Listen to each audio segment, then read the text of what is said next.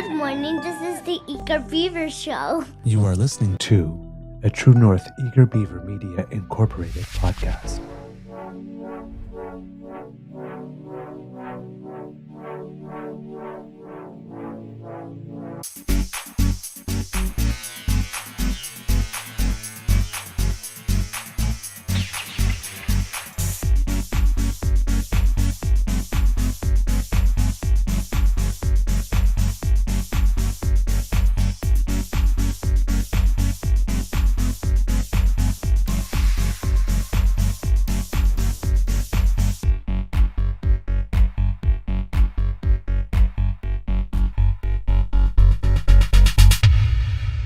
The True North Eager Beaver podcasts are proudly brought to you by our founding sponsors, the Miss V Mysteries from Corvid Moon Publishing, your source for science fiction, fantasy, and cozy mysteries featuring a broad diversity of characters.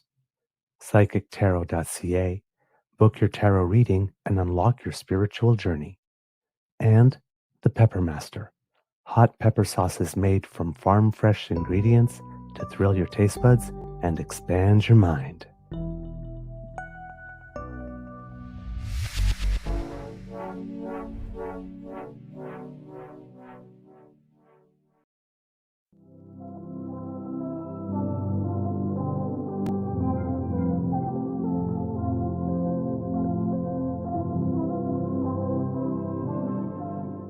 Well, good morning and hello, kids and cubs, and welcome to season 5 and episode number 721 of the Daily Beaver Morning Show. Always 100% Canadian. Today, recording day is Monday, August 25th, 2025, and it is a gorgeous day here at the Beaver Lodge. Bright sun shining rather than bright sun shining. Bright sun shining. I can see it reflecting off the windows of the buildings around me, and a very, very beautiful, gorgeous blue sky today. Just some wisp of cloud from where I'm sitting, but it looks like it's going to be a lovely day here. I am your host, the Eager Beaver, pronouns he, him, hey, Mr. Beaver A, and not with me, as usual, is my good friend, Mr. Grizzly, but we did have an opportunity to spend some time with them this Saturday at the pubcast, and that always does my soul a lot of good, and hopefully it did yours too. For those of you who have tuned in, and for those of you who have not, especially if you tune in an audio cast, our pubcasts are available exclusively on our YouTube channel. So please go there and check it out. It's always a fun time. We try to show that even though we like politics, that we are well-rounded people with other interests, and that politics isn't the entirety of our identity. So it's an afternoon where we get together, have a couple beverages, munch a little bit, and just chat about this, that, and the other thing. And no religion, no politics. So it gives you a chance to get to know a different side of us, and us a different side of you too, because the chat is different when we're there for a pubcast. So if you haven't checked out one of them yet, I invite you to do so. They typically are a lot of fun. All right, let's see what else we have. Big thank you goes to our podcast founding sponsors, the Pepper Master, the Mystery Mysteries from Corvid Moon Publishing, and PsychicTarot.ca. Kids and cubs, I have to ask you, how is your mental health doing today? Okay. I hope it's going well. And for those of you who are having a bit of a rough day, as I mention often, hopefully some time in the chat with the DAMFAM, if you're here, will help boost your spirits. And if you are watching later on, and well, hopefully some time with me will boost your spirits. My mental health is doing well, I have to say. I've been at the Ottawa Beaver Lodge all weekend long because it has been Pride here in Ottawa, and I don't always get to come to this one. And this is um, an important one for me because, of course, the first Pride I ever attended was one in Ottawa back in the days when I was just a wee little galing and just gaining my wings. And I've lived here for 40 years. So, I mean, you know, a lot of the people I know and grew up with and all that kind of stuff are here. So it's always nice to run into them at Pride and be able to catch up and, get news from people. So that was a lot of fun. And of course, this year I'm back at the Beaver Lodge. Of course, I had to miss Pride because, well, my foot was broken. So I couldn't actually go walk in it. And anyway, even if I could have walked in it, I wouldn't have been able to because that's the day we would have done our mental health walk again, had I been able to walk, which is why we had a reduced event this year. But again, hopefully next year we'll be back with whatever ambitions we had for it this year. Well, that and of course after the federal election was kind of pooped, and it came to organizing a full-fledged national event like we did the first year. But yeah, so this year was very nice to be able to attend some of the festivities. Um, it was going to be a very important pride here in Ottawa because the parade route was changed from a regular one, and the parade route was going to go in front of Parliament buildings, which was the first time in a while that that has been the case, and always important because it used to be Ottawa Pride, but recently, I'm not sure how many years ago now, but rebranded itself as Capital Pride, and the date at the end of August coincides with some events of historical importance for the Canadian gay community. So, and Pride did start as a protest. So, marching in front of Parliament Hill allows us to bring back a little bit of the protest element, uh, to the parade, so that we don't forget it. Um, and I was out there to watch the parade and caught some really interesting pictures and posted on my socials, live from Pride and some pictures. But when I was there, the parade had stalled. And well, that's not odd every now and then for a parade to stall and then it gets back. But it had stalled for a while. And so I wasn't sure what exactly was happening. And I moved away to go grab a little bit of a quick bite, and came back, and you know uh, everything was gone. So I figured, okay, the parade had gone through, and the regular sort of traffic jam that sometimes happens at parades was over, and so I was um, going to the end, about to walk to the end of the route to be able to catch it, and uh, didn't. So I thought I had to miss it. And I thought, wow, they got through that kind of fast because they were looking at when I was reading the articles, it seemed that the parade had a lot of entries. And yeah, it wasn't until I got home till I found out that the parade, for all intents and purposes, had been canceled because of another political protest that had taken place. Uh, so yeah, um, having to do, of course, with the issue that everybody would assume that that's the case. Uh, but yes, pro-Palestinian protesters decided that they were going to halt our parade and make sure that we could not have our day, so that we can make our voices heard to speak about our issues. As you know, kids and cubs, this seems to happen a lot to Pride parades for some reason. I'm not sure why this doesn't happen to St. Patrick's Day parades and Santa Claus Day parades and Caravana parades and all that kind of stuff. Seems to happen particularly to the Pride community's parade, that it gets held up or canceled or stopped, so that the issues of a very important issues, but issues of another community that is not ours can be heard instead. That our voice gets silenced and replaced with the voices of others.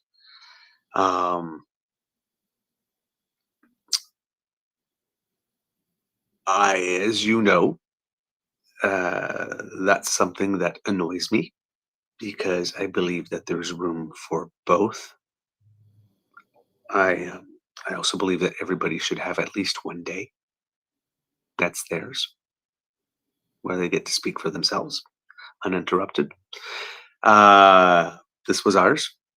A lot of people turn around and say, "Well, you got a whole month." Yeah, there's a whole Pride Month technically in June because, well, many reasons. But um, while there's a Pride Month in June, not all the cities have their Pride at the same time. They have one Pride Day. So yeah, we get one day to bring the issues that are ours and that are important to us.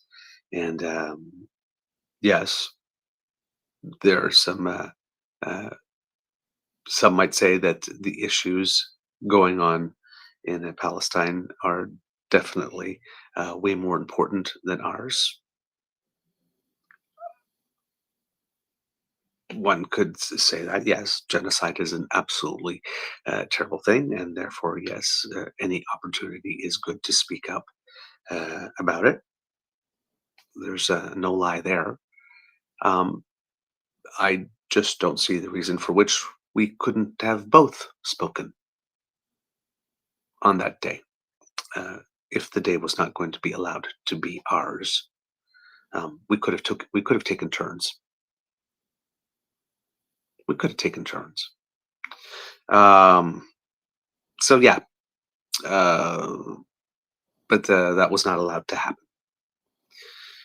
So yeah, the group Queers for Palestine, Ottawa, halted to the parade yesterday with the permission of the Grand Marshal.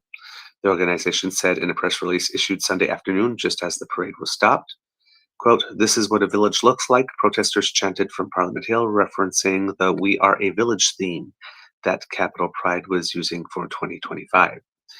Q4P issued several demands for the organizers, Capital Pride including that the group hold a boycott, divestment, and sanctions halt and commit to an ongoing cultural and academic boycott of Israel. They also demanded Mayor Mark Sutcliffe and other elected officials apologize for the 2024 boycott of Capital Pride and called on them to, quote, "stand with us and all oppressed peoples, including Palestinians." Quote, "We are in the parade today to affirm very clearly that our pride is not for sale and that 2S LGBTQIA plus communities will not accept sponsors and elected officials dictating what we stand for, how we celebrate ourselves, and how we claim our space," the press release said. Some will note the irony that this is just happening the other way around in this particular case, since we both weren't allowed to speak and one oppressed people was silenced.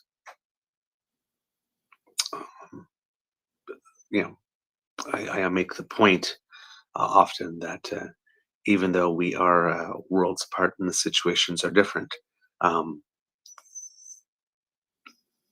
there are people seeking to kill us too. Just again, saying, right? In 2024, Capital Pride issued a letter which condemned both, quote, "the acts of terrorism committed on October 7th and Israel's endless and brutal campaign in Gaza, which it said has caused the death of innocent Palestinians." The Jewish Federation of Ottawa called the statement anti-Semitic and said it would boycott Pride Parade in response. Other groups and individuals withdrew their support and sponsorship from some Pride Month events, including Mayor Sutcliffe. The parade went ahead regardless, but this year's statement was removed from Capital Pride's website. Capital Pride Executive Director Callie Metler told CBC the removal was part of a website update, but it still stood by its principles and values. However, the organization has faced a campaign by Q4P to restore the statement and recommit to supporting Palestinians. This year's parade route was supposed to take people up Elgin Street past Parliament Hill on Wellington Street and was planned to end on Kent Street, not far from the street festival on Bank. Drivers, well, then the last stuff was traffic stuff in there. The usual length of the parade route was halved in 2024 because there was not enough police officers to cover the full route. This year's route is roughly the same length as the shortened route from last year, though it will travel along different roads. Well, it was supposed to. Capital Pride told CBC in an email that they had been, quote, trying to get a route in front of Parliament Hill for a few years and could not until this year. They did not say why the planned route was shorter than parades held before 2024. So despite the parade's cancellation, the festival on Bank Street still went on. The community fair still went on. The tea dances and after show dances and the drag shows all went on. It was just the parade that was stopped. The festival did get to keep going. But yeah, it would be nice, really nice, if we could be allowed to have our day. We would like that. It's. I just don't. I don't know what to say. What else to say when it comes to this? I don't understand how groups that claim to speak for, or that wish to speak to issues of oppressed peoples, need to oppress each other.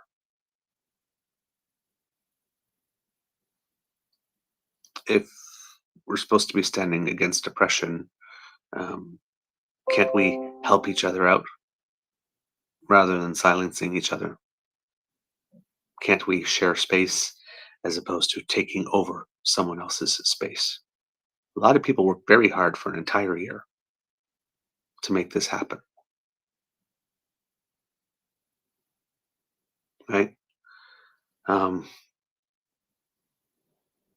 Yeah, I really don't know what to say. I mean, and the same thing happened with when it happened in Toronto for Black Lives Matter. You know, you feel bad sitting there and talking about but what about my issues? I mean, yes, uh, Black people were being shot in the streets by police officers. That's an absolutely terrible thing. Should stop. Absolutely, we should be giving our time and our attention to that.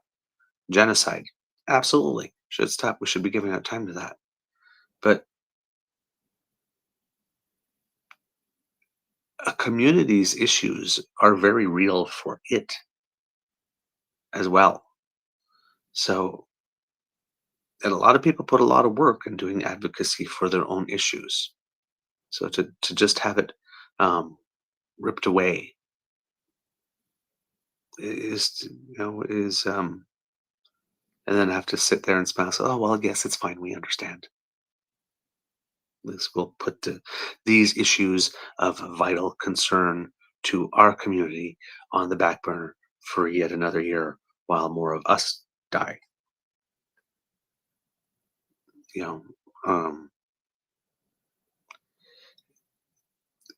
It's a lot to ask a community to do, and to just smile and be gracious as it happens. So yeah, not probably not as eloquent or as gracious as some would probably like me to be. But yeah, I just don't understand. I don't understand why we have to climb all over each other and try to dominate each other. There's 24 hours in a day. There was room for both of us to speak. If it absolutely had to be the case that we couldn't have the day to ourselves. But to not have the day, not have our moment, I don't know, man. It just doesn't. It leaves a bad taste in my mouth. just as this, and it also, like I said, puts me in a position of having to, speak for my community, uh, and say, our voice matters too, and that we should have one, um, while potentially looking like a jerk, right? Potentially looking like I'm selfish, potentially looking like all those other things. And it's like, it's not coming from a mean place. It's just coming from, we have issues that need to be addressed too. And if our issues keep on coming in second to other issues because there's something more important going on in the world, and one could argue that there's always something more important going on in the world than our particular issue, then our issues never get addressed, however. And that's not good for us. So the part of all of this that is like, please secure your own mask before helping others with theirs, uh, that's the part of it. If we're never allowed to reach for our own mask to put it on, um, not quite sure what resources some would expect that we would have left to be able to help others. Sometimes you have to be a little selfish. There are times you legitimately do have to put yourself first, because if you don't, you're in no position to help other people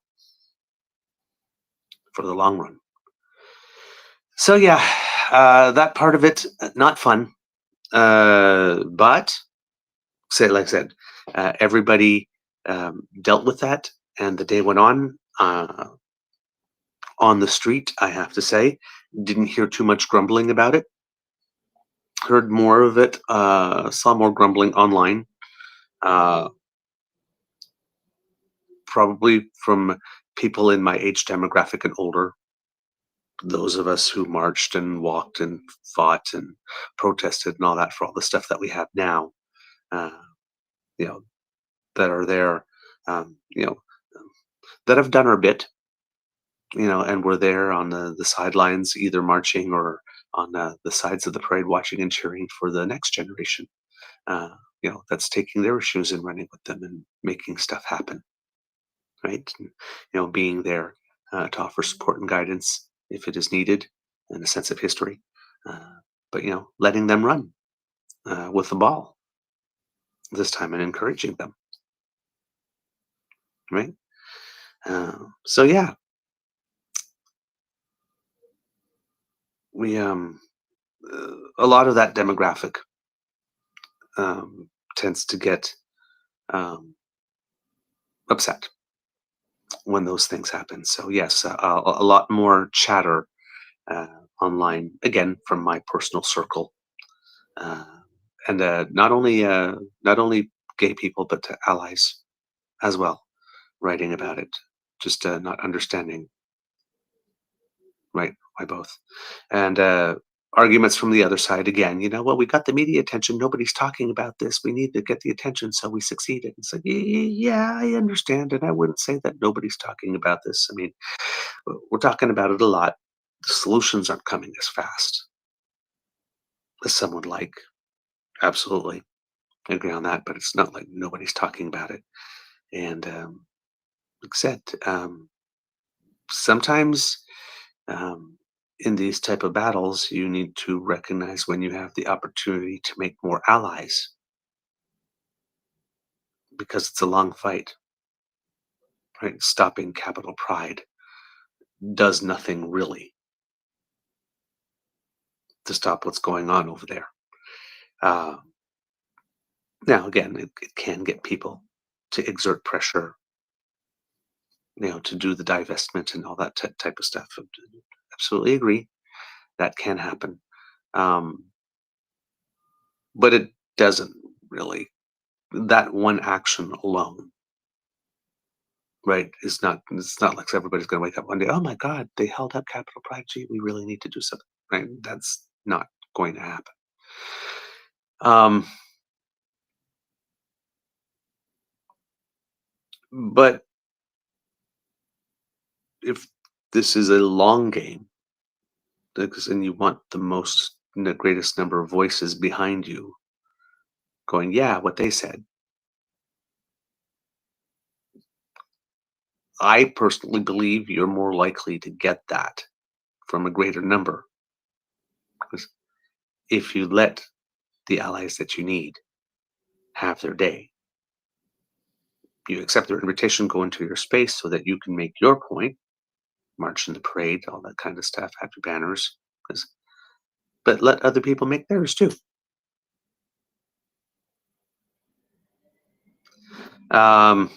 So yeah, the issue with Palestine as well is not a new one for the gay community as well. It's affected us for years in other situations as well.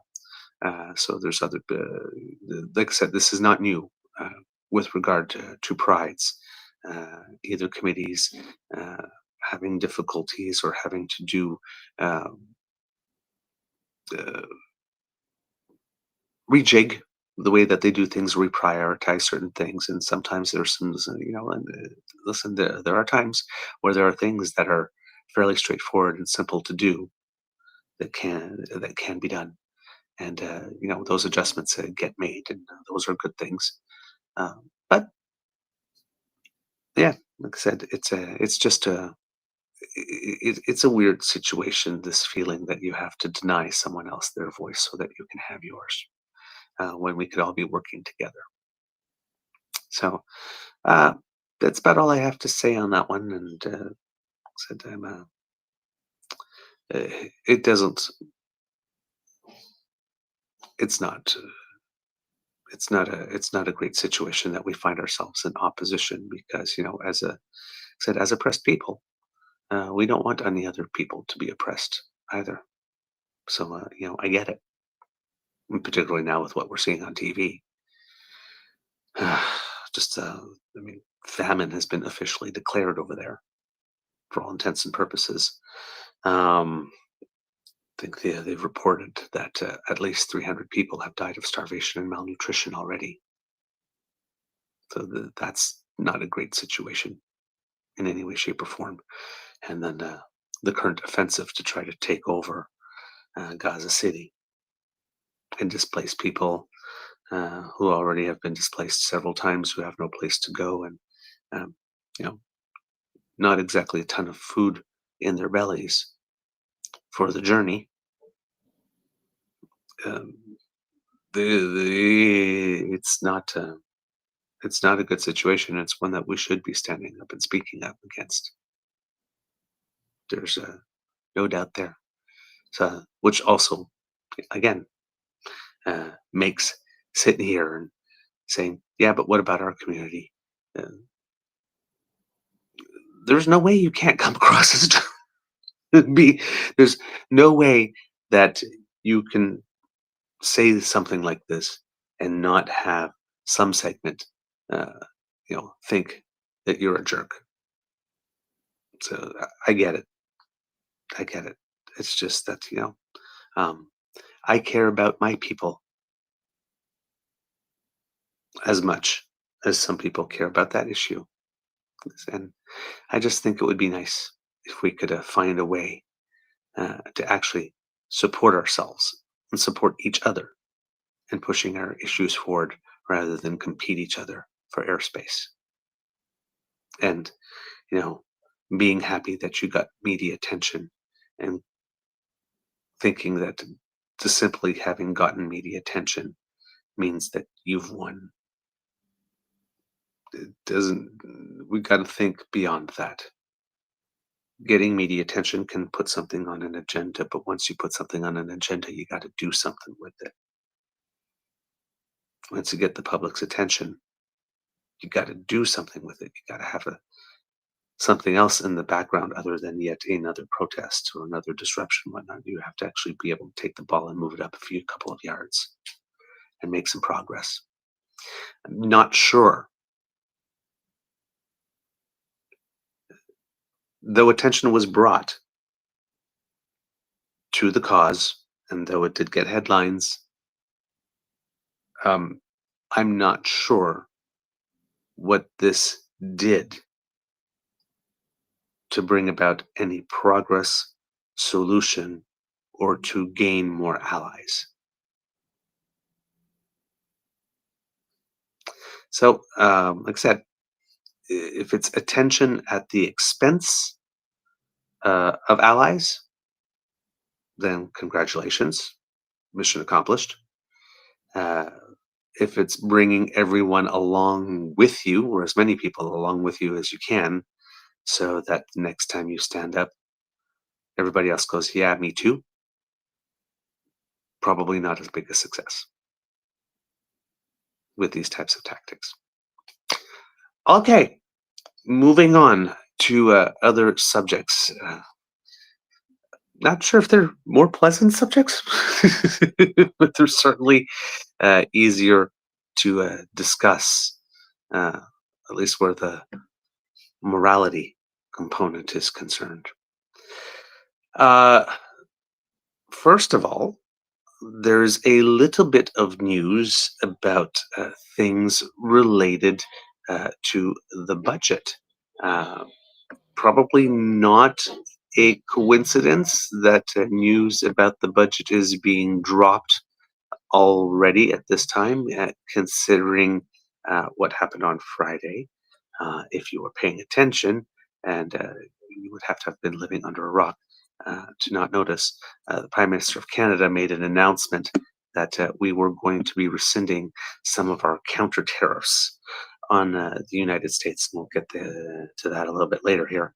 But as a result, when that happens, well, then you get all the usual chorus of the belly down crowd, face down, ass up crowd, starting talking about elbow positioning all over again. Elbows up, elbows down. We don't know where they are anymore. Where did his elbows go? They seem to have mysteriously vanished.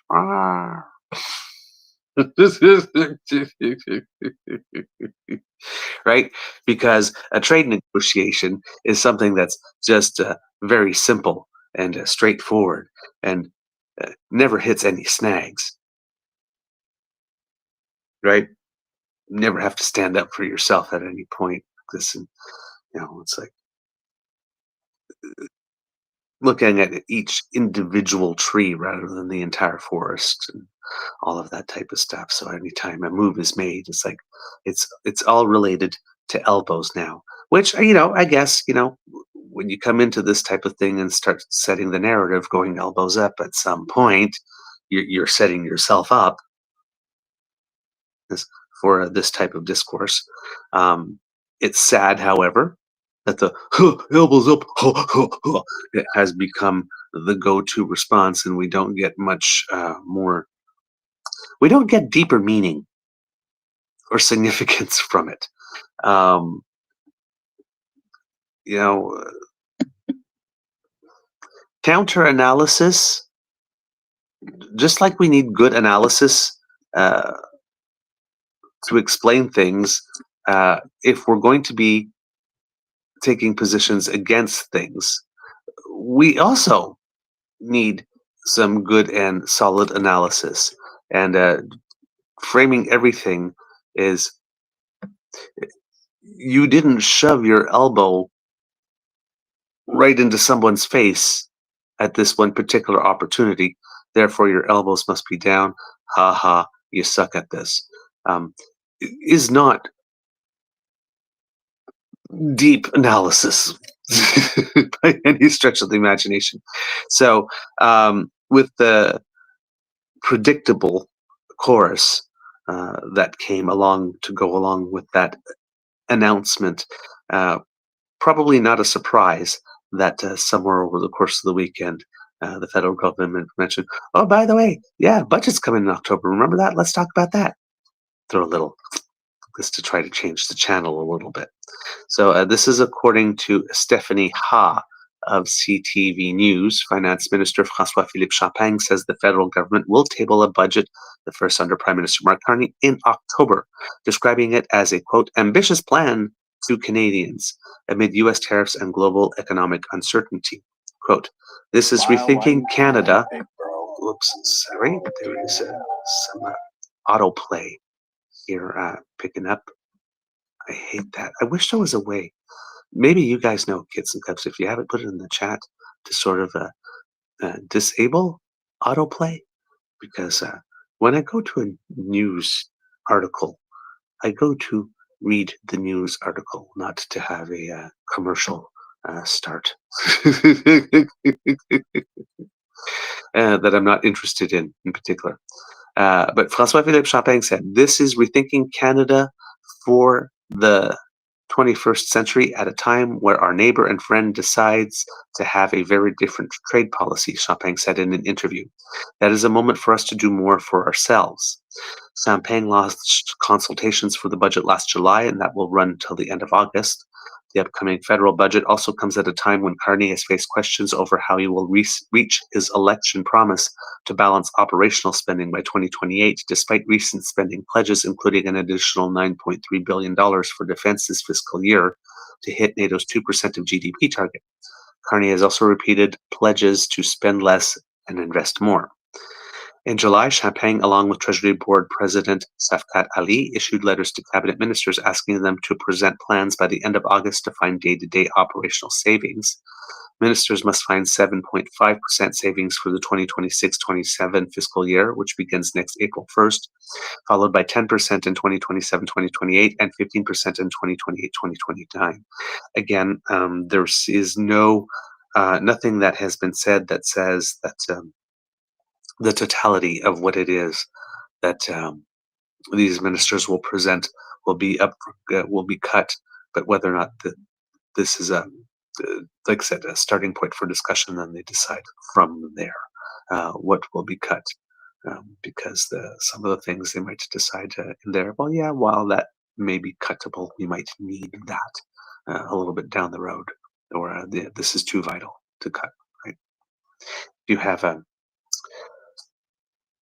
a larger amount, if you ask for a larger amount than you're prepared to do at any given time, then chances are you might be able to make the exercise a little more painless. Quote, "The fact that we have a budget in October is helpful because by that time we have more certainty," Champagne told CTV News. "We are able to provide a better picture to Canadians, and I think what people want to have is that very rigorous approach to budgeting, and that's what we're going to propose." The spending review, an aim to find $25 billion in savings over 3 years, has prompted public service unions to voice concerns over potential job cuts. But the federal government has maintained it intends to reduce the size of the public service through attrition. During the federal election campaign, Carney also promised to cap and not cut the public service. The Conservatives had previously urged the Liberal government to present a budget before the House of Commons rose for the summer. Speaking to reporters at Parliament Hill on Friday, Conservative leader Pierre Poilievre criticized, of course, Carney and his spending commitments. Quote, "Spending is up 8% under Mr. Carney, and it looks like the deficit will be twice the one that Trudeau left behind. Though we don't know because Mr. Carney, the genius banker, still hasn't introduced the budget," Poilievre said, adding that the Prime Minister is spending more and investing less. Okay. Number one on this, spending is up 8% under Mr. Carney. It's not up 8% under Mr. Carney. Last budget was Trudeau's budget. The spending that we're doing is the spending that was mandated under Prime Minister Trudeau. You can't just make Prime Minister Carney wear it. Okay. Number two, yes, absolutely. There are going to be bigger deficits. That was the whole point of making the distinction between operational spending and capital spending, because when it's all one number, then the Conservatives just look at the number and they say, "Oh my God, it's a deficit, it's terrible," and they don't stop to ask, what is it that we are buying with this money? Why is it that we are running a deficit? So, to bring it down to a small scale, if you were living in an apartment and you decided to buy a house, but you do not have the money to cover the full amount of the house, you engaged in deficitory spending because you bought a house and you didn't have enough money to pay for it all. Then what's happened? But you bought a house, you bought an asset that appreciates. If you had taken the $400,000 you were going to buy on a house and decided to spend it on a super luxury vacation that you don't get any residual uh, income or production boosting benefit from. Now, again, you might have a nice vacation and come back more productive after that. That's possible. But when you don't have that tangible appreciation in value, it's a different type of expense. So, because the conservatives always like to go for the short message and not really explain and don't do nuance, dividing the budget in this way makes it such that, if you can show that your operational spending is in balance, and yes, that your capital spending is in deficit, but you can turn around, yeah, but that's a pipeline. That's the pipeline you asked for. That's why that debt is there. You put the conservatives in a position down the road of saying, well, which of these projects of national importance under C5 would you suggest we do not go ahead with, sir? That we don't put a federal component financial participation in, so that we don't have. Which one? Tell us. Do you think that we can afford? Oh, we've got the pipeline approved now. Oh, it's more deficitory spending. So you don't want the revenue that's going to come from this pipeline afterwards, right? This puts them in that position. But you can see here again, Mark Carney, the genius banker, right? The unnecessary sarcasm and put downs. He is by any account acclaimed and renowned for his abilities. But you have a Pierre Poilievre reframing things like Mark Carney has gone around all this time, thinking, I am the genius banker. Everybody bow down to me. Just listen to what I will say and everything will be all right. I have all the answers. It's like, no, that's not what he said. And you will see, or you probably heard the quote from Pierre Poilievre that Mark Carney promised he would, quote, handle Trump, end quote. For those of you who understand how quotes work, right? Pierre Poilievre didn't say, Mark Carney said, quote, I promise I will handle Trump, end quote. He said, Mark Carney promised he would, open quote, handle Trump, close quote. He could have taken any sentence in which Mark Carney said the words handle Trump, pulled that out of the sentence, claimed that Mark Carney promised he would handle Trump. Mark Carney never promised he would handle Trump. Mark Carney promised us that he had the skill set and the experience that was required to get us through this situation in the best way possible. And the best way possible doesn't mean of all the ways that one can conceive the absolute best one, the best one that will be allowed in the circumstances. Because the trade negotiation involves at least two parties. And it's not like we're going to walk in the room and say, well, here's all the things that we want, give it to us. And then we walk out and we get that, say, hey, look, we got to win. That's not how trade negotiations happen. But Pierre Poilievre is talking about them as if they kind of happen in that way. And also talking about them as if he, as a man with far fewer skills and experience and far less to offer, would somehow be able to make a better deal. I would go in there and negotiate from a position of strength, because and then Donald Trump would laugh in your face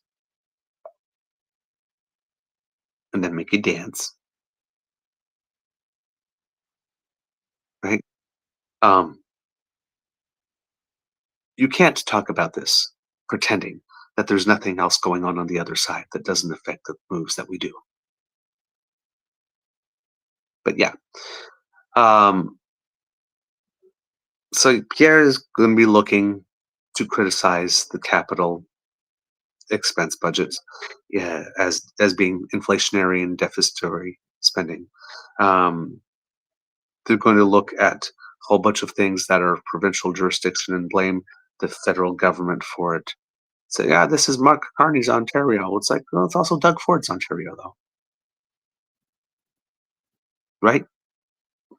I mean, he controls the government and the budget with some pretty interesting purse strings as well, right? Um, so yeah, there's going to be a lot of this positioning from Pierre, making things that try to make things super simple and uh, and always mocking. Always mocking. This is not the first time that I've seen the sort of like genius bank or that type of term slipped in like this, and this is all to create this impression here that Mark Carney went into the last election. Yeah, thumbs and suspenders. It's like, who's got two thumbs and is going to handle Donald Trump and get us everything we want in in the perfect dream world? Me, this guy, which has never happened at all. So yeah, I'm going to a little bit of drip, drip, drip news about the budget, uh, and hopefully kids and cubs. The progress on that will keep going well with the consultations coming to an end at some point this month. And then, of course, there will be the drafting process and whatever negotiation is going on uh, in cabinet and vice versa in terms of competing priorities to ensure that certain things get in the budget and others don't. And also, over the course of the weekend, the Prime Minister confirmed that which Minister Tim Hodgson said, and we reported on the last show that Hodgson was seemed to be very optimistic and hopeful that there would be some projects being announced very quickly, even though the project of national importance office is going to be set up in September. It seems that they will be ready to go through with some announcements rather quickly. And like I said, Mark Carney appeared to have confirmed that in some media availabilities over the course of the weekend as well. So we'll be looking forward to that. So we're going to have, I assume that we're going to start having more and more announcements coming together with the shorter gaps of time as we are getting closer to the opening of the next session of Parliament in probably close to 21 days, I think, 3 weeks from now is what it is. It's open September 15th. And then when that starts, like I said, if I was the government, I would be having a lot of these announcements already planned in the pipeline, right? Every second day or something like that, some type of new announcement, new investment, new deal, new thing closing, a new trip somewhere, a new talk with another leader, a new project being announced, that type of stuff to flood the zone with things that the government can point to as in we're getting some stuff accomplished and we're moving forward on things because Pierre Poilievre's narrative is going to be nothing's getting done, nothing's getting done. You picked a loser, you picked a lemon. And all this type of inserting comments like genius banker Mark Carney is all there. That's the build up, right, for the tear down to come. So you can see Pierre Poilievre putting his dominoes in place for what it is that he hopes will happen, which sadly enough means that he is hoping that Canada will fail. Because that's the only way that Pierre Poilievre gets to continue on that narrative as Mark Carney, the genius banker, not being able to get it done, over promising, said he could handle Trump, but obviously couldn't. Wow, what a failure. Vote for me instead. I haven't told you what it is that I will do. I just told you that I would be able to do it better. Take a chance on me.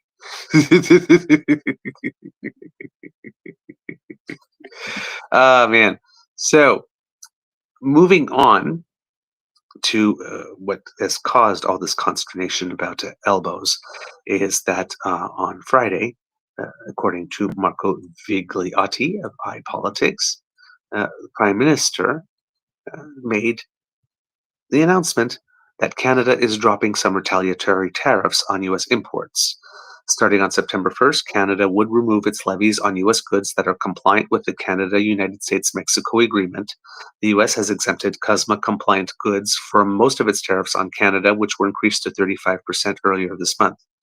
Despite the increase, Carney said the average U.S. tariff rate on Canadian goods is 5.6%, the lowest among all its trading partners. More than 85% of Canada-U.S. trade is tariff-free, he said. Now, again, as we noted on the show before, this 5.6% is if you take all of the trade with Canada, the CUSMA compliant, and the trade on steel and aluminum that's being tariffed at ridiculously high amounts, put it all together, spread it over the totality of the trade, and that's 5.6, which, yes, indeed, doesn't seem so bad, but the places where we have very, very high tariffs are in some very, very specific sectors that are extremely crucial to the Canadian economy and can do a lot of damage. So that 5.6 number, while absolutely true, does mask the fact that there are certain segments of the economy that are being particularly hard hit at way more than 5.6%. On the other side of that ledger, however, Canada is not unique in that aspect because the tariffs on steel and aluminium, for example, are global tariffs. They apply to every country pretty much in the world. Canada disproportionately affected given the amount of steel and aluminium we produce and send over to the United States. That's for sure, no doubt there. But it's not like the Europeans or anybody else have gotten a better deal on those, and it's not like those tariffs have been reduced for them either. Right. So while the trade, anything that's CUSMA compliant and that type of trade with other nations, and the base tariff is different from nation to nation to nation. The sectoral tariffs, the ones that the 232 tariffs based on national security and the softwood lumber stuff, which is basically countervailing duties and that type of stuff. Those were not affected because in that nobody got any, didn't get those addressed in any way, shape, or form.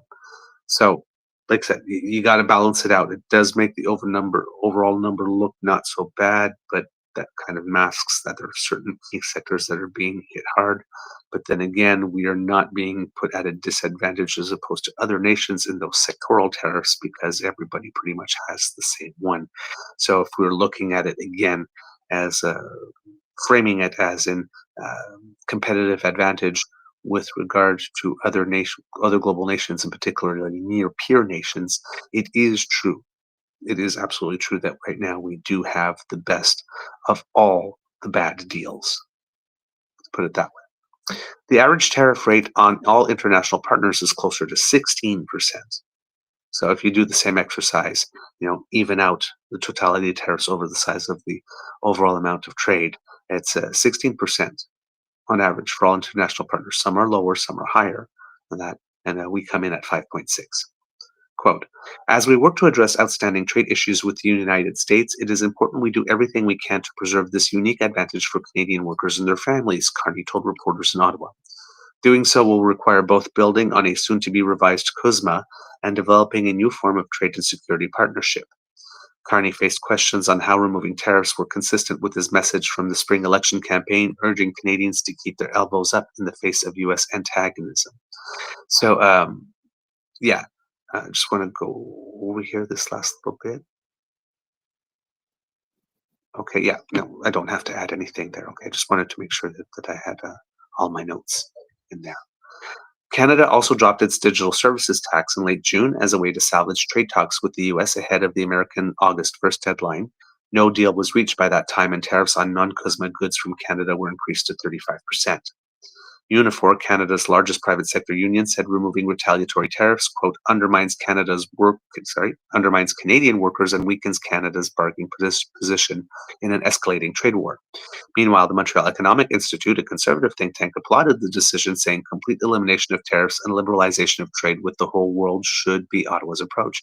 And this is where Pierre gets in a little bit of a sticky situation, because when we are making decisions that conservative bodies are asking for, then Pierre criticizes them as being elbows down. He's creating a problem with certain core constituencies of his own. Right?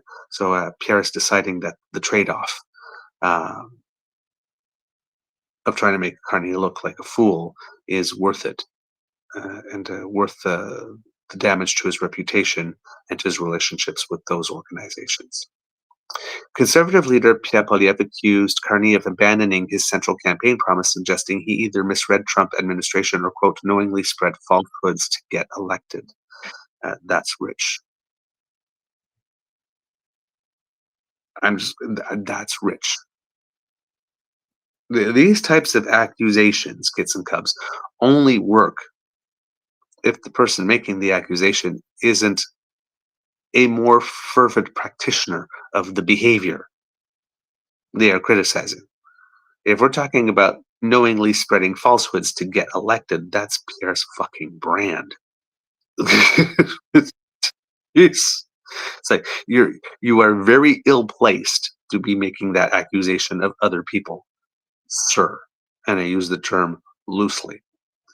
Quote, it has been yet another capitulation and climb down by Mark Carney. His elbows have mysteriously gone missing, he said, adding that although Canada may have a lower tariff rate than other countries, it has, quote, outsized impact because of its dependency on the U.S. Carney suggested that things have changed since the winter. Using another hockey analogy, he said sometimes dropping the gloves early in the game helps set the tone, but it might not be the best option at this stage in talks. Quote, when you're late in the game, dropping the gloves and taking the extra penalty might not be the best thing to do. Carney said CUSMA will start consultations next month on the mandated review of CUSMA in 2026.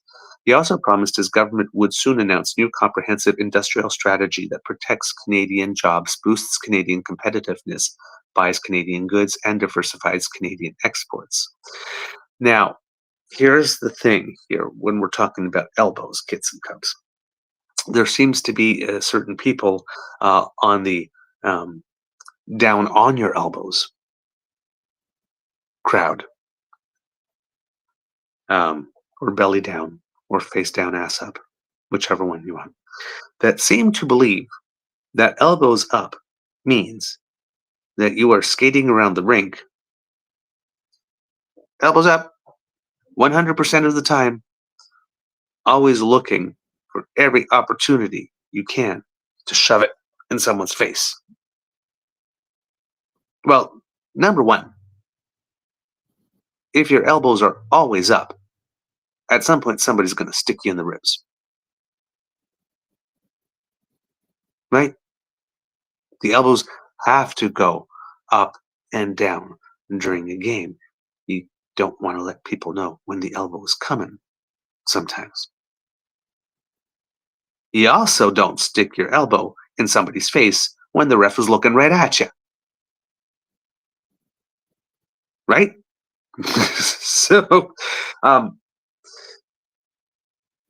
elbows up to this crowd. They've decided to take this, and it says, like, anytime Trump does or says something, we take an advantage of it to go out and goad him, provoke him, make him mad. If that is what Pierre Poilievre is espousing that we should do, there's no way he can claim that he would make a better deal than Carney did, or that Carney can. Number one, no way, you can't do that, right? If Pierre Poilievre wouldn't be an elbows up 100% of the time kind of person,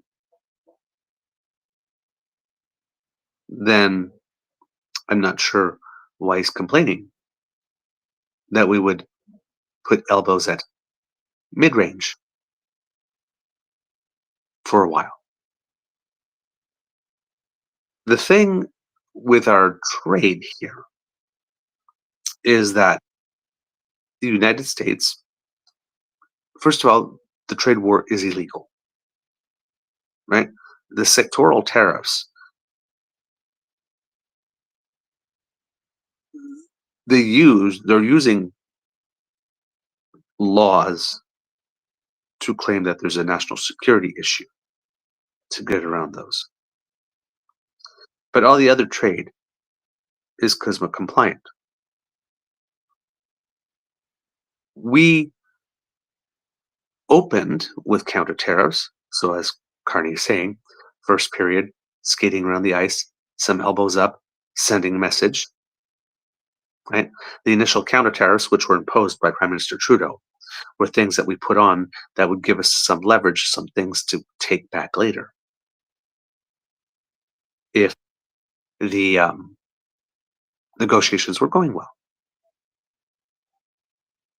So we also have to realize that when this started, our goal was to attempt to get to a comprehensive agreement very, very quickly so that we could provide the business community with the stability and predictability that it so needs and desires. Well, somebody decided that that was not going to be an option. So the way we play the game has got to change. It's not going to be a quick 5-10 minute match. We're going to play all three periods here, and we might even go into several overtimes. So we have to have more to our game than going into the corners with the elbows up. And then Mark Carney made some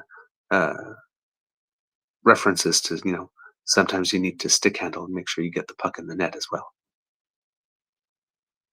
You got to do other things.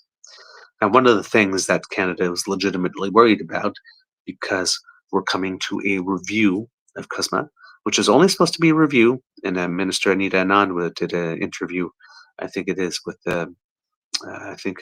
Christiane Amanpour's show not too long ago, speaking about that and saying we like to call it a review because it was supposed to be a review of the changes that were made last time only, to see if there's any adjustments that we needed to make to them, after which that would be the agreement for the next however number of years, significant number of years. There's a lot of thinking that when comes time for this review, Trump will want to renegotiate the whole thing all over again. But at the moment, until such time as that takes place, there is hits and cubs. The exceptions that the United States have been granting for CUSMA compliant trade. I'm sorry, there's just some very, very loud noise. I'm not sure if you can hear it, and it's extremely distracting and going on above me, and I'm having trouble focusing. I'm sorry, hits and cubs. And we want that exemption to remain in place. And it's now no longer going to be just a short little scrimmage. It's going to be a long match.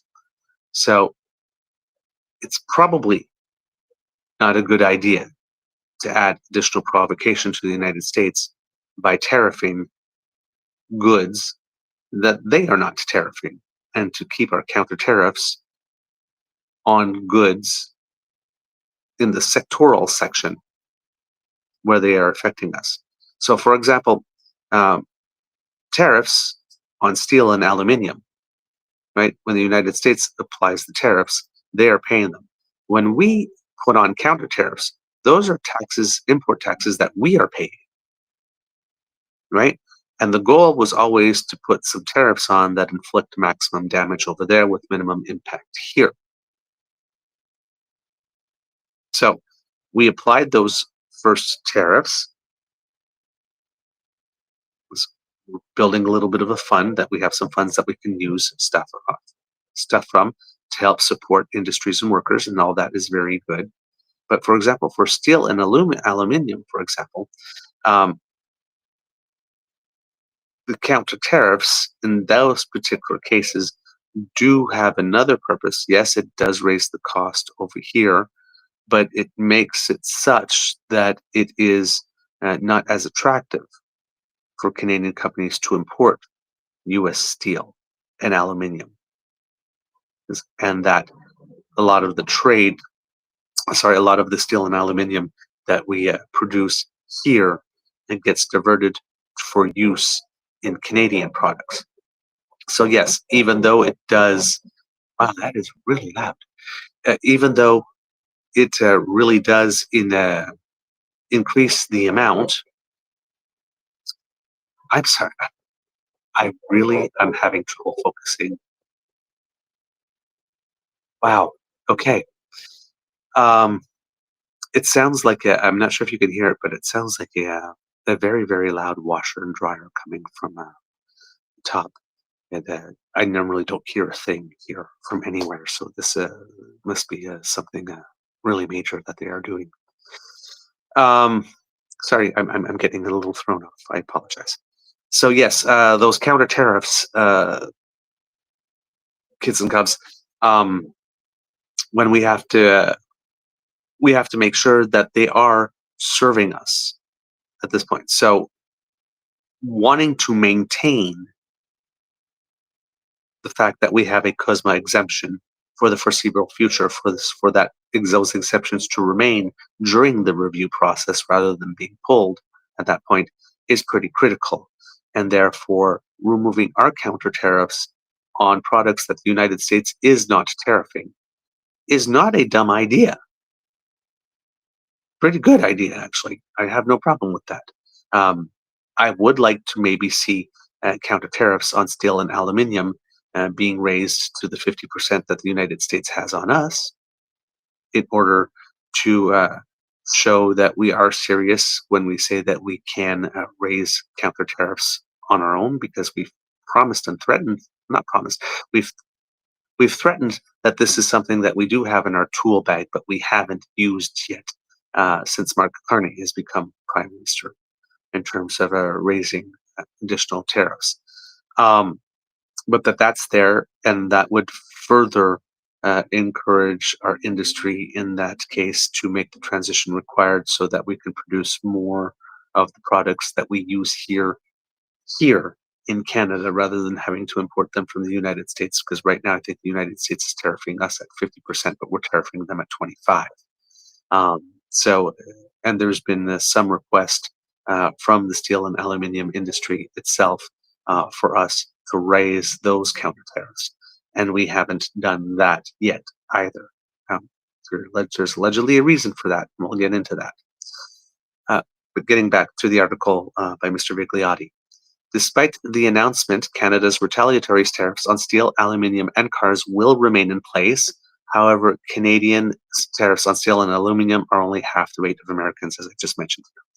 The U.S. also recently added 407 products to the list of goods subject to tariffs, including cutlery, propane tanks, heaters, air conditioners, and agricultural equipment like tractors.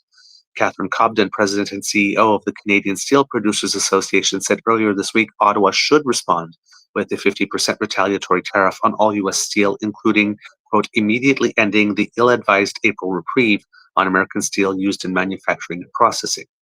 Carney says it's something that we would look at in the future. Quote, we're looking at our industry both in terms of how we support the industry's liquidity for today, helping their workers find Canadian diversifying markets, but of course trade policy, including with the United States, is part of that. But we're engaged in discussions with the United States about exactly those sectors. Carney's decision appears to contradict advice from Ontario Premier Doug Ford, who has repeatedly pressed Ottawa to fight back against the Trump administration. In a statement, Ford said he spoke with Carney on Friday to, quote, stress the need for an agreement with the United States that provides relief to our tariff-impacted sectors, including steel, auto, forestry, and copper. If the federal government can't achieve that, they need to hit back hard against U.S. tariffs and provide additional supports for the workers and businesses in these sectors, he said, adding that the feds need to ensure that Canadian mega projects use Ontario steel. The Liberals last month announced new import tariffs aimed at supporting domestic steel producers. However, the Americans were exempted. The government also vowed to change procurement processes to require companies contracting with the federal government to source steel from Canadian companies. And those additional ones were done so that other nations that produce them don't use Canada as a dumping grounds uh, for their product, and also again to encourage Canadian uh, builders and manufacturers to use Canadian steel in their products. So yeah, imposing the higher tariffs on the steel from other nations, but not from the United States. In this specific instance, is with a goal to create a situation in which um, Canadian steel producers to give time for the market to transition, but for Canadian steel producers to buy Canadian steel and start incorporating that into their projects rather than going from cheaper steel that may be coming in from other nations. So we had to act on two fronts in this particular case. Let's see, what else do we have here? Carney has repeatedly said Canada can help insulate itself from the impact of U.S. tariffs by bolstering its own economy, pointing to legislation the Liberals passed in spring that removed federal internal trade barriers and created a new process to fast-track approvals for major projects. The Liberals are expected to release the list of projects that qualify for the fast-track process sometime this fall. So there you go, kits and cubs. Some extra news with regards to that. So yeah, the elbows up, elbows down, and the chortling is very, very easy rhetoric that can be used here. It's very simple. It's very reductionist. Again, getting you to bypass the rational thought center to go to the emotion. Oh my God, I can't believe that we're lowering these tariffs after everything the United States has done to us. Like, how terrible! What a terrible thing! So yeah, you know, but you have to sit back and think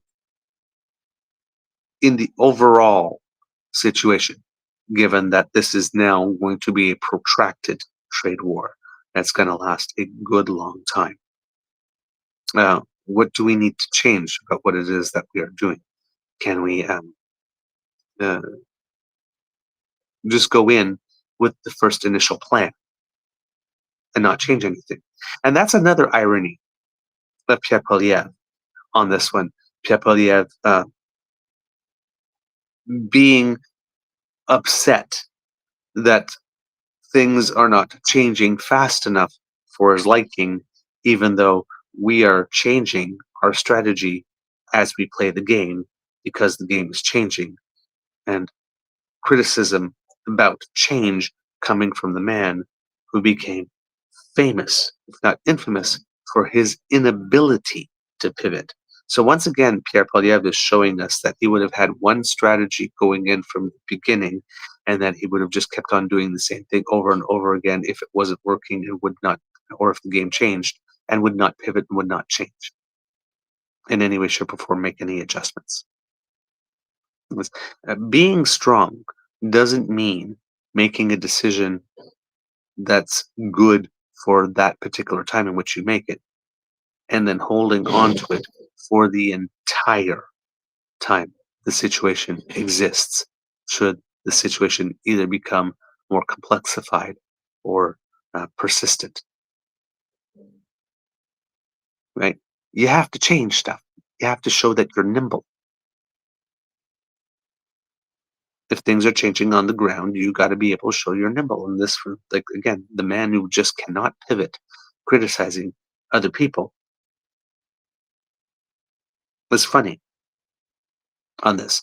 And then also that also goes for his rhetoric with, Carney's worse than Trudeau. Carney's worse than Trudeau. Everything's getting worse. Yeah, okay. If you want to run with that, and go ahead. But you're the one who doesn't like change. Pierre is running from the Conservative Party. The Conservative Party is naturally adverse to change, but he ran on change. Mark Carney also ran on change. And Canadians liked the change that Mark Carney was proposing better than the change that Pierre was proposing. So, so you can't be a person who's incapable of change criticizing people for their ability to change, or not, or the guy from the party that's adverse to change criticizing other people because things aren't changing fast enough. It's not a natural fit. But Pierre's going to try to keep on having it both ways. So yeah, we'll see what comes out of that. But we've got the trade stuff, got the budget stuff. Those two things are sort of working together to broaden the economic discussion. And once again, Pierre is not looking like he can hold his own compared to Carney when it comes to trade negotiations. Because as we're mentioning, Carney seems to have the ability to recognize when the game changes and to change strategy. And he's not afraid to pull on some levers and even maybe take a little bit of a PR hit. Whereas Pierre is determined to be strong and wrong, pretty much. And never deviating. It's like, you said elbows up. It has to be elbows up 100% of the time, or else you're failing us. So, and that's not it's not how it works in real life. Now, our prime minister has also been doing other things, kids and cubs. Over the course of the weekend, you may have heard that he found himself in Ukraine, in Kyiv, of all places, in time for Ukraine Independence Day. He was invited as a special guest to celebrate 34 years of independence from the Soviet Union. The trip was made under strict news blackout conditions and tight security. And of course, you know why? Because Kyiv is being bombarded at regular intervals. It is a frequent target of attacks.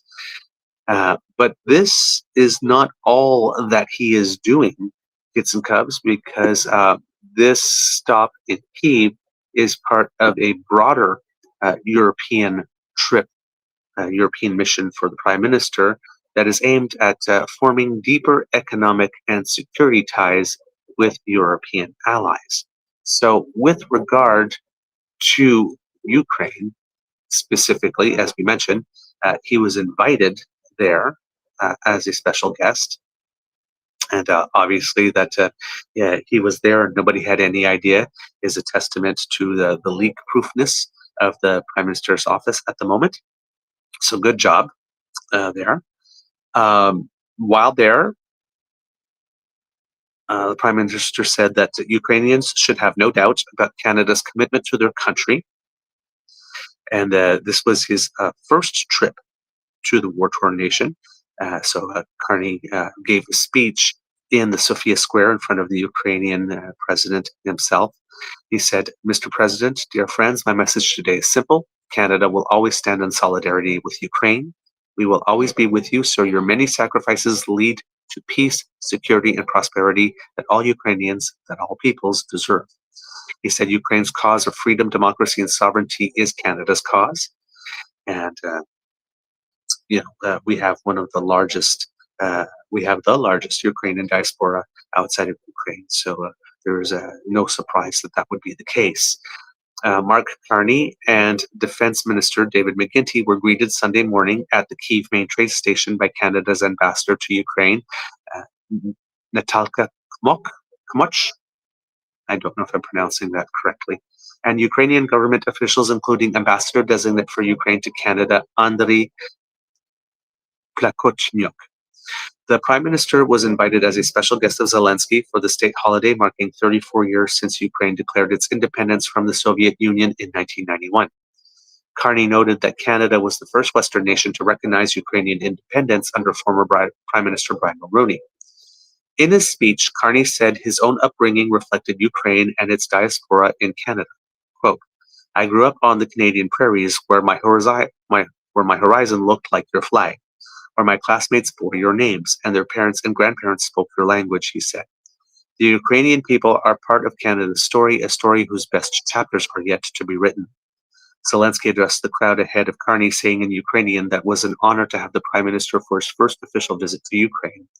After his speech, Carney joined Zelensky and the president's wife, Olyana Zelenska, to lay flowers at the Wall of Remembrance to the fallen. Carney also announced more details of the $2 billion aid package Canada pledged at the G7 summit in Kananaskis, Alberta, earlier this year. More than $1 billion of that support will come in the form of drones, ammunition, and armored vehicles, he said. Another $680 million will fund a package of military equipment prioritized by NATO to be delivered to Ukraine next month. Canada will also fund the joint production of defense materials such as advanced drones from Canadian suppliers.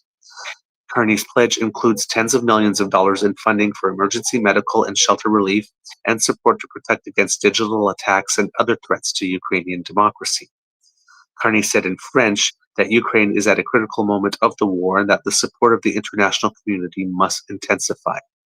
His visit comes a week after U.S. President Donald Trump tried to move the peace process along, first hosting Russian President Vladimir Putin in Alaska on August 15th, and then Zelensky and other European leaders at the White House a few days later. Carney said during his speech that he applauds the leadership of the transformative U.S. President Donald Trump in creating the possibilities for peace. Despite those talks, Moscow unleashed a heavy barrage of strikes on Ukraine earlier this week and continues to insist it must be involved in any security guarantees for Ukraine. Zelensky has rejected any such involvement. Carney, in his speech, blamed Putin for the terror facing Ukrainians. Quote, "But Putin can be stopped. Russia's economy is weakening, he is becoming more isolated, and our alliance is hardening. It's growing more effective, more determined, more united," Carney said. The Canadian government official briefing reporters before the trip said Russia is making slow progress in its campaign to retake Ukrainian soil. Canadian intelligence suggests Russia is losing 1,000 soldiers per day in the conflict, while Ukraine is estimated to be losing about 500 soldiers a day, the official said. Russia has been recruiting soldiers from other countries such as North Korea to sustain its war effort, the official said. That has caused a lack of alignment in training in the Russian ranks, leading to a loss of morale, giving Ukraine an advantage on that front. Canada has been part of talks for more than 2 years seeking to help secure any sort of peace deal in Ukraine.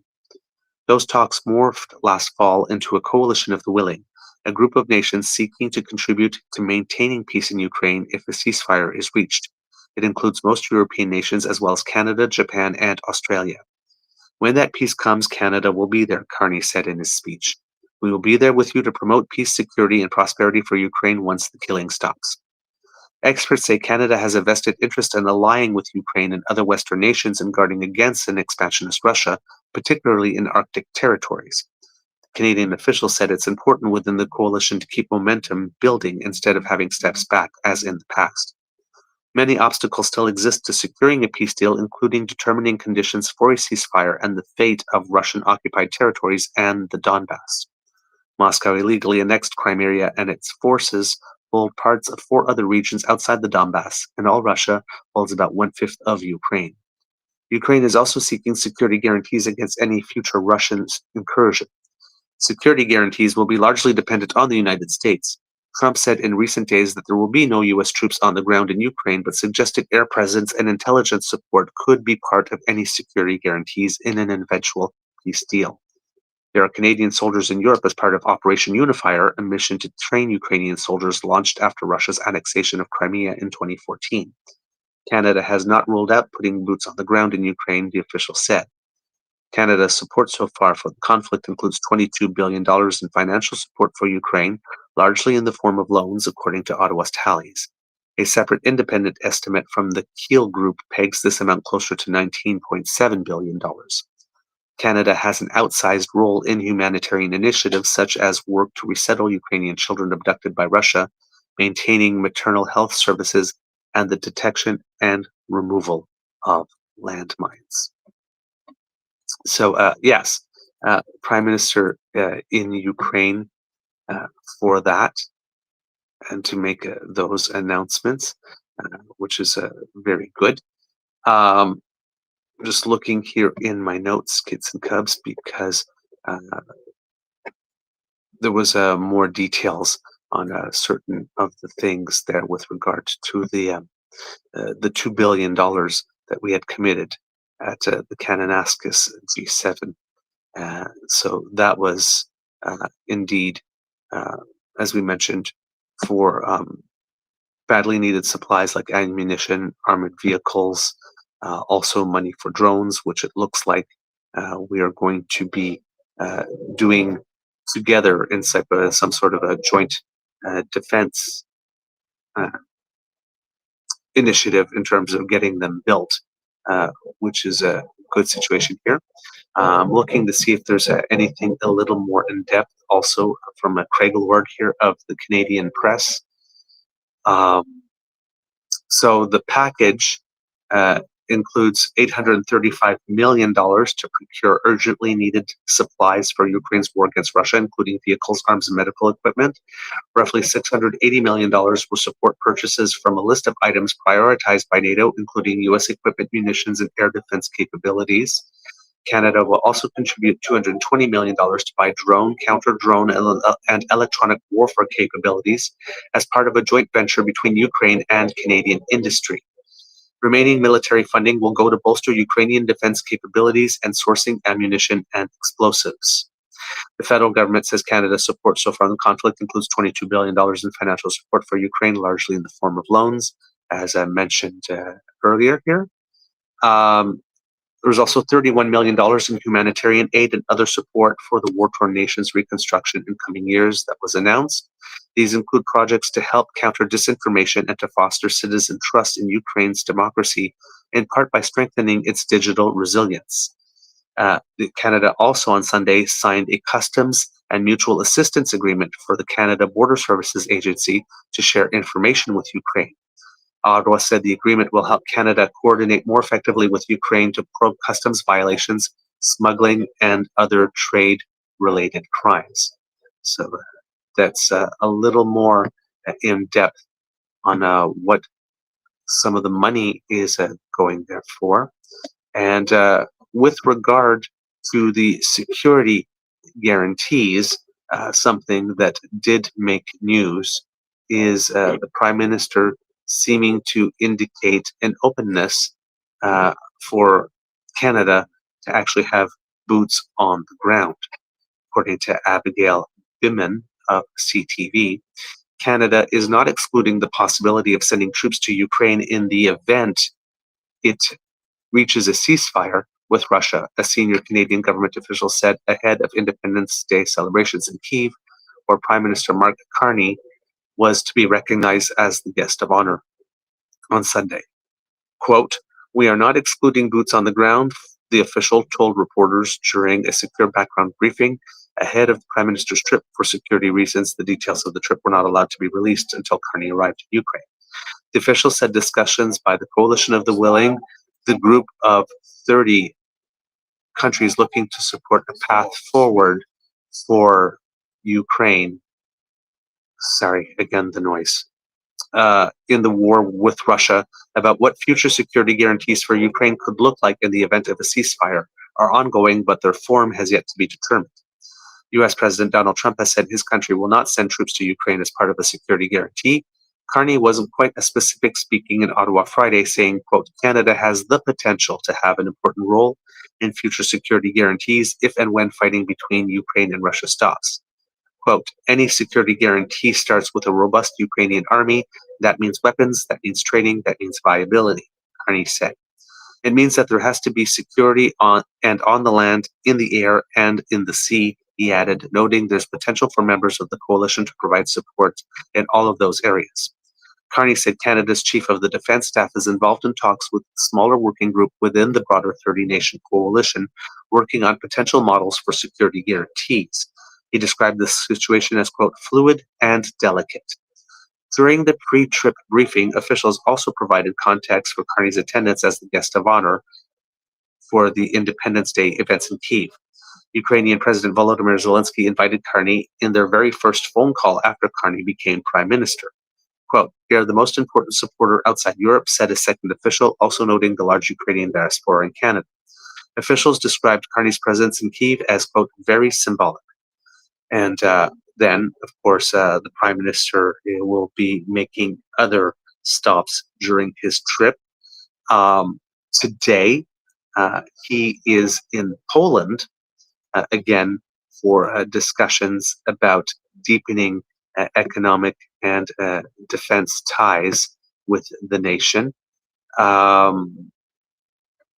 He will be meeting, according to his itinerary, the first official item on his agenda is a one-on-one chat with his Polish counterpart, Donald Tusk, during which the two leaders are expected to move forward on a strategic partnership between Canada and Poland, focusing on trade, defense, and energy, according to the Canadian press.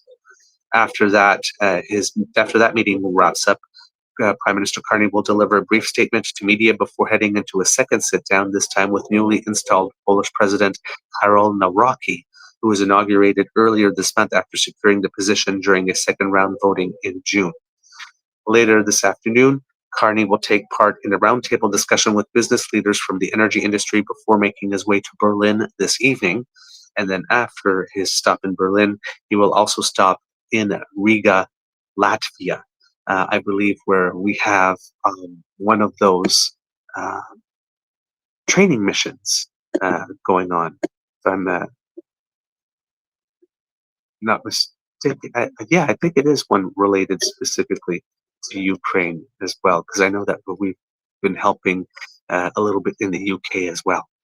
But according to Davis Legree of iPolitics here, Prime Minister's trip to Germany this week will also include stops in Poland and Latvia, as the Canadian government seeks to intensify bilateral discussions related to critical minerals and defense.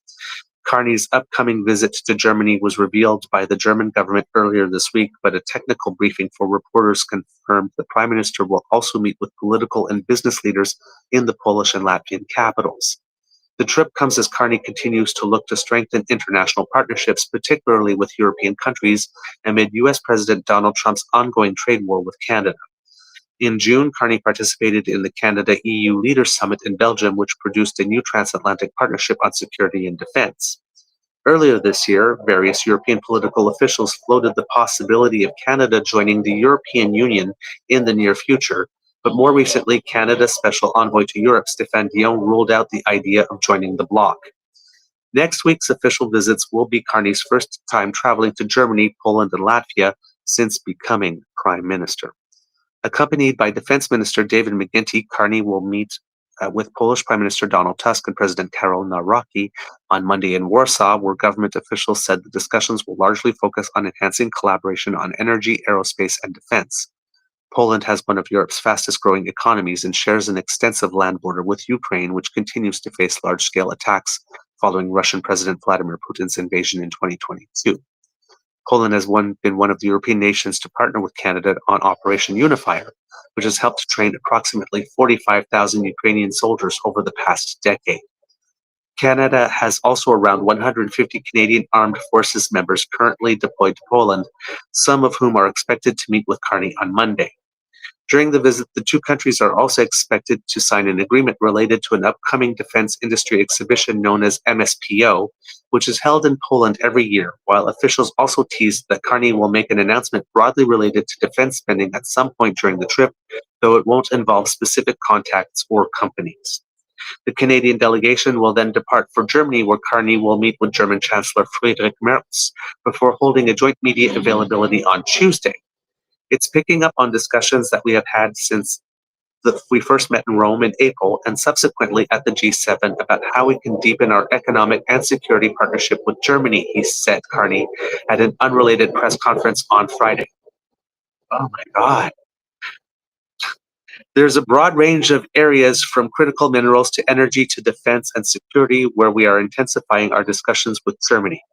Carney and Merz are expected to announce a new declaration that would deepen the two countries' collaboration on critical mineral supply chains. The Canadian delegation, which will be joined by Energy Minister Tim Hodgson in Germany, is also expected to meet with senior business leaders, including CEOs of major German firms, for discussions that government officials said will be heavily focused on critical minerals. Finally, the Prime Minister will head to Riga, where he will be met by Latvian Prime Minister Evika Selina, with whom the Prime Minister is scheduled to discuss various defense issues before meeting with additional CAF personnel. Okay, kids and cubs, I'm going to have to cut this episode short. I do not know if you guys can hear the noise, but it is absolutely loud. And I've got noise coming from on top of me right now, and I've got noise coming up from in front of me because there is construction going on and logs clanging. And while this is happening, they are literally outside my door doing something with a vacuum as well. So I've got three different sets of noises going on. I am sure you have to be able to hear something because I actually had to raise my voice while I'm doing this to try to get over the sound of it. I don't think if you were able to hear everything that's going on, it has not been a pleasant experience for you. It has not been a pleasant experience for me. And I'm hoping that Mr. Grizzly will have a way to sort of clean some of that up in the audio file because this is just ridiculous. I tried my best to ignore it and keep going for you, but I'm finding it very difficult to concentrate, and I actually have a bit of a headache developing. So I unfortunately will have to cut this one short, kids and cubs. I apologize profusely for not being able to get through it, kids and cubs. All right. So that's the end of this episode of the Daily Beaver Morning Show. We hope that you love listening to us because we love making this for you. Remember, sharing is caring and word of mouth is priceless. So please tell your peeps and poops all about us, kids and cubs. If you would like to be able to follow the podcast version of the show, actually, you know what, kids and cubs, this is so hard. I'm not going to do the extra like I normally do today. So I'm just going to put the QR codes up. Oh, thank God it stopped for a couple of seconds. So yes, our pod page, there it is. Scan the QR code there, podpage.com/the true north eager beaver with a hyphen between each one of those words. Click subscribe when we have something fresh off the podcast bandwidth feed. It comes directly to your favorite podcast feed, and you don't have to go looking for it. If you'd like to help us in other ways, kids and cubs, make your way down to the True North Eager Beaver Media Incorporated YouTube page. That QR code that just appeared will bring you there. Kids Cassie and Elaine are beckoning you, and please click with our buttons like, share, and subscribe. It helps us with the algorithm when you do that. And kids and cubs, if you'd like to help us in other ways, a donation to our coffee page would be really appreciated. Oh my God. If you could, coffee, ko-fi.com/eagerbeaver, all in one word. We definitely appreciate your financial contributions to encourage us to do more, especially if our content resonates with you. And if you are buying Canadian, truenortheagerbeaver@gmail.com is our email address where you can send a direct bank transfer. Your transaction remains fully Canadian. No CE Tech Bros will take a cut from it and then use it as tribute to give to Donald Trump. And we get 100% of your donation. So we appreciate that. So thank you for all your help there. Because democracy is something that you do forever. Canadian.ca is the website you go to if you are in Alberta to make a pledge, financial, or to sign the petition, to sign up to be a canvasser, to volunteer in any other ways.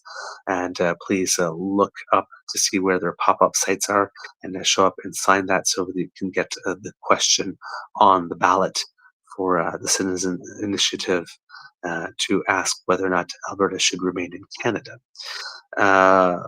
Words of wisdom, kids and cubs. Sometimes life's just not going to cooperate with you. That's the thing for the show. So sometimes it's best to do. All you can do is do the best you can for the time you can, and then at some point maybe just have to cut your losses. So yeah, if this one was an audio hellscape, I very much apologize. I have no idea what this is going to sound like. I shudder to listen to it back when we're done. Yeah. All right. It seems to have stopped for now. Hopefully they are done for the rest of the day, but I've already committed to stopping the show, so I'm going to continue with the extra, and then not to try to fit more stuff in. So yes, that's the democracy, something that we do point. So kids and cubs could be a tough world out there. Please be kind to and gentle with yourself. One of the things I had forgotten to mention earlier, I said I was going to get back to, and then I got distracted, is one of the reasons as well justifying the reduction of the counter tariffs is that Donald Trump some time ago signed an executive order confirming the United States commitment to the CUSMA deal as it stands. So, with that piece of documentation as well, Canada thought it was a good idea to go ahead, and Donald Trump uh, said something to the effect that they want to be good to Canada. So let's hope that materializes, and still has nothing but praise for Mark Carney himself, calling him a good guy and saying that he likes him. So that's already a win there in that sense, because the president seems to work on feels and vibes and that type of stuff. So the relationship with Mark Carney is very good, and it seems that there was a promise for these talks to intensify. There was even some rumors that we might be looking potentially at some type of reduction in the aluminum and steel tariffs coming in relatively short order. Don't know if that's the case, but there's been a little bit of word on the tweet that that might be happening. It seems that Canada's position here on these trades is the strategy is shifting, in the sense that the goal now is to protect these CUSMA exemptions for the rounds that are going to come next, the review portion. So to not goad and antagonize on that while trying to get better deals than the rest of the world has on the sectoral tariffs specifically. Not much hope that we'll be able to get those down to zero, but if we could get steel and aluminum down from 50 to something lower than the rest of the world is paying, there could be some benefits for our industry in that capacity as well.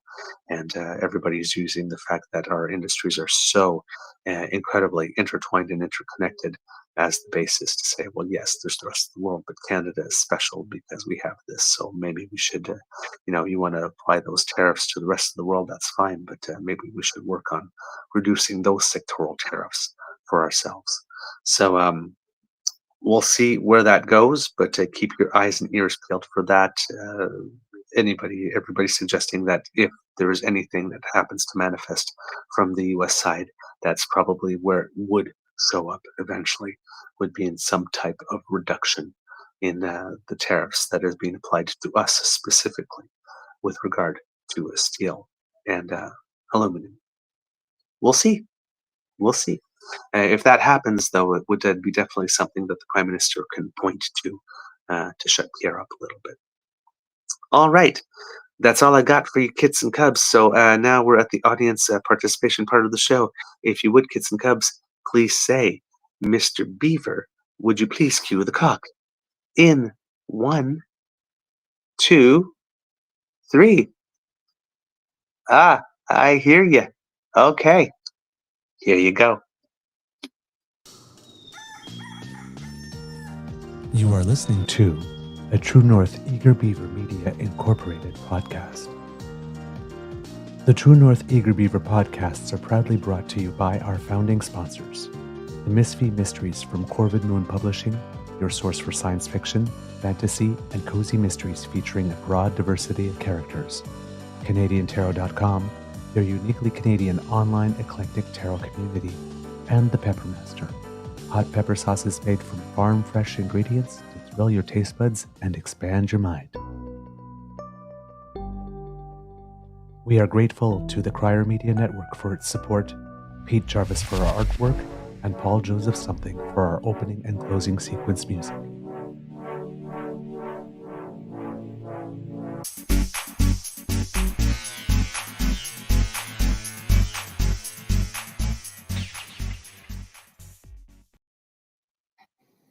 All right, kids and cubs, a little news of Canadians who make us proud. Before we go, Rebecca Marino did win her third round qualification match to make the main draw of the US Open. Unfortunately, as has been the case with Canada, the draw gods are not at all kind to us. And they put her in the draw in the first round against Leila Annie Fernandez. So it was Canada against Canada in the first round, and Rebecca Marino did lose that match to Leila Annie Fernandez, who advances to the second round. Today on the courts, I believe we have Gabrielle Diallo playing for the men and Victoria Mboko playing for the women. Victoria Mboko got a bit of an interesting draw again in the first round, having to play another Grand Slam champion, Barbara Krejcikova, who is a Wimbledon and a French Open singles champion, also many times doubles champion. Her ranking slipped a little bit over the course of the year, I think, with injuries and all that kind of stuff. So she's 64th in the world at the moment, but you can't let the ranking um, trick you. So she could be a dangerous floater that could cause some problems. But Victoria Mboko has been playing so well that there's no reason to suspect it should stop now. But you never know; surprise can happen. But yeah, tougher first round draw for her. Same thing, Leila Annie Fernandez. If she makes it to the third round, she's been placed in the quarter of the draw where she will face the number one on the world, Arina Sabalenka. So again, pretty terrible draw for the Canadians. But all in all, we have 5 players in the singles draw in the U.S. Open: Felix Auger-Aliassime, Denis Shapovalov, Gabriel Diallo, Leila Annie Fernandez, and Victoria Mboko, who are seeded players, which is the most ever in Canadian history. And then if you add Gabriela Dabrowski in doubles as well, we have another one there.